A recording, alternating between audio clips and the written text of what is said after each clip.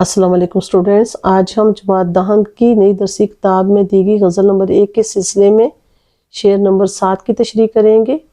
آج کی کلاس میں ہمارا موضوع شعر نمبر 7 رہے گا اور شعر نمبر 7 ملاحظہ کرتے ہیں۔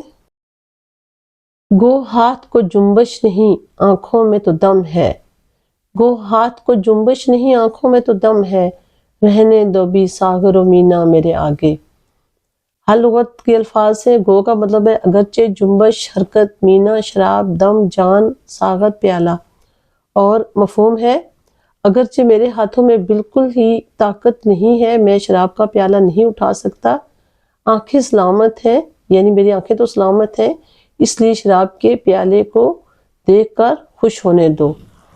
تو تشریح ہے، تشریح میں یہ غالب کا جو تعارف ہے یہ ایک ہی میں نے رکھا ہے تاکہ اسٹوڈنٹس بار بار سنیں اور ان کو تعارف یاد ہو جائے۔ تو بنیادی طور پر غالب غزل کے شاعر تھے اور وہ اپنے زمانے کے غیر معمولی صلاحیتوں کے مالک شاعر تھے۔ ان کے کلام میں انسانی جذبات اور محسوسات بڑی ہنرمندی سے نمایاں ہوتے ہیں۔ اور اس غزل کے زیر نظر شعر میں شاعر اسد اللہ خان غالب اپنی شراب نوشی کی عادت کا بڑا کھل کر اعتراف کرتے نظر آتے ہیں۔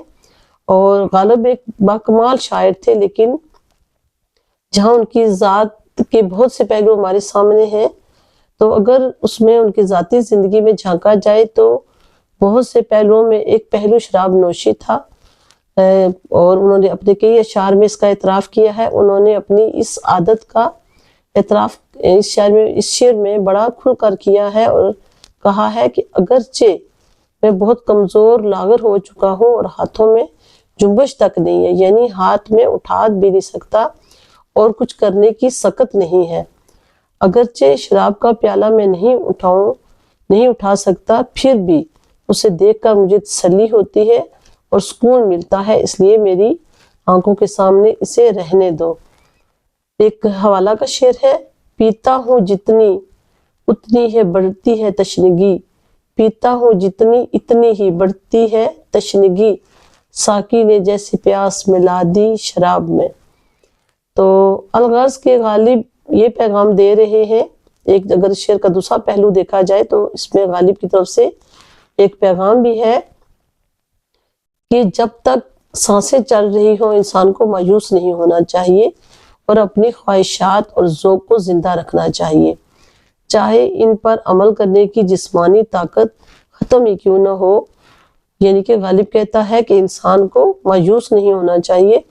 مزید یہ کہ غالب انسانی ہمت بڑھانے اور جینے کی خواہش کو ہوا دے رہے ہیں اپنے اس شعر میں۔ اب ہم اس شعر کے پس منظر کو دیکھتے ہیں۔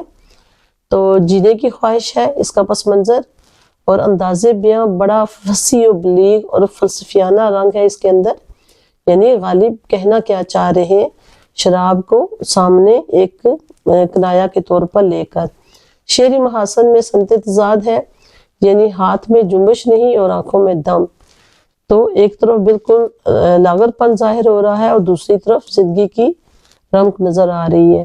علامتی پیرایا اگر اس میں دیکھا جائے تو مینا و ساغر ہے۔ بہت بہت شکریہ۔